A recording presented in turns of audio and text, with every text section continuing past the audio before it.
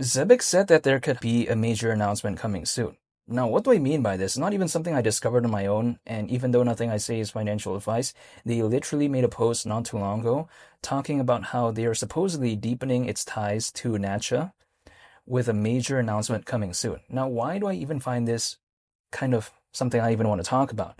Well, it's because if we take a look at Natcha, which is spelled NACHA, that is what governs the ACH network, right? And we take a look at what Zebec did not too long ago when it comes to NatPay. And then when it comes to NatPay, more specifically, it does provide ACH services to, for instance, payroll professionals and stuff like that. So when I take a look at this type of stuff has, I think, a little bit of a significance when it comes to Zebec, because when I take a look at something like Zebec, oftentimes people like to say it's not really doing anything, it's not really doing this, no one really cares about it.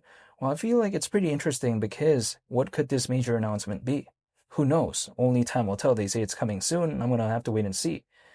But I like kind of the thought, at least that's my point of view. It's kind of like the thought that counts in my perspective, because some projects out there, they don't really care about doing anything when it comes to the project. And quite frankly, if Zebec didn't do anything when it comes to the project, let's say the team didn't do anything, I can't even really complain, because what can I do at that point, right?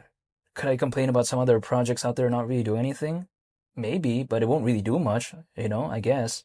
So this is why when I take a look at Zebec, I like how they're at least putting some effort, it seems like to me. I don't think this major announcement or whatever like that is going to be the coolest thing of all time. Nah, I don't think so. I think it's going to be pretty okay maybe for the context of this, but it's probably not going to even register as like a top 10 type of event that happened within this space in the past 30 days. Nah, I don't think so. But, it's still pretty cool nonetheless. At least it's doing something, right? That's just my point of view. Because if we take a look at it, people like to say, well, no one's really going to care about what Zebec's trying to do. Well, if we take a look at, for instance, they even made this kind of post talking about how there's some changes coming to ACH in 2026. So supposedly the clients, when it comes to Zebec and NatPay, they're going to soon be able to have like new visibility tools. And it's basically to stay compliant and stuff like that. And that's pretty interesting, because being able to stay compliant, I think that is pretty interesting. Imagine just having like these tools that I can just watch or something like that. It's like, for instance, the way I would equate it is like tracking a package, right? When I go to FedEx or like UPS or something like that, and then you can kind of have the tracking number and see the progress. It's just kind of cool. So I feel like something like this, it kind of gives me that vibe a little bit, but I find that pretty interesting. However, sometimes you like to say, well, no one's really going to care about these things. Well, maybe in the retail side of things, it's not really going to matter, because am I ever going to become a client of Zebec or NatPay? No. I mean, come on, right? But then at the same time, when it comes to something like this, it just kind of, I think, makes it a little bit more interesting, at least what they're trying to do.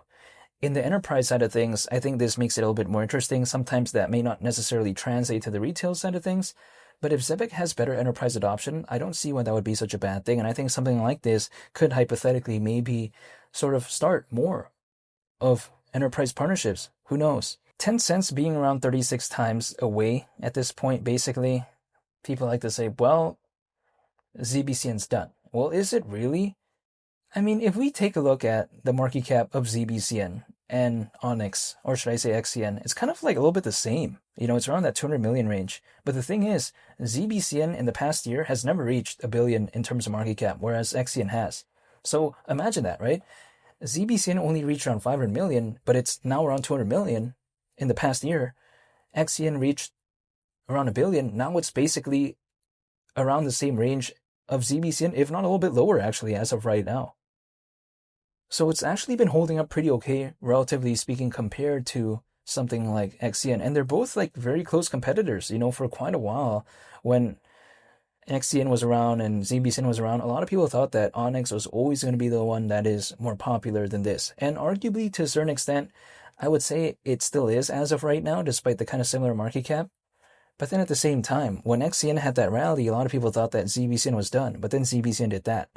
So this is why I feel like ZBCN, despite all the odds that it had to kind of go through, being overshadowed by something like Onyx, kind of being forgotten about, it's still having its kind of position within the space.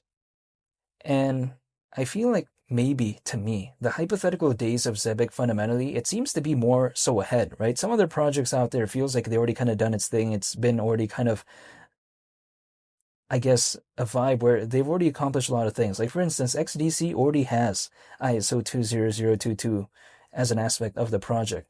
How can it really top that? You know what I mean? If they have a new partnership, it's like, okay, you know, it can't really eclipse what it's done before. It's like, for instance, if Tom Brady won another Super Bowl, would it really change his legacy? Would it really change the way I take a look at Tom Brady? No, not really, right? I mean, he's already won a lot. What is one more really going to do?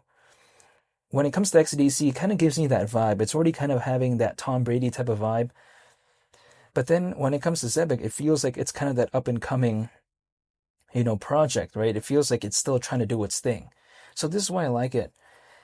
And personally for me, when it comes to, like, let's say in the case of ZBCN, 10 cents, again, we're currently around 36 times lower than that. Like for instance, XLM is around 36 times lower than a certain imaginary point, right?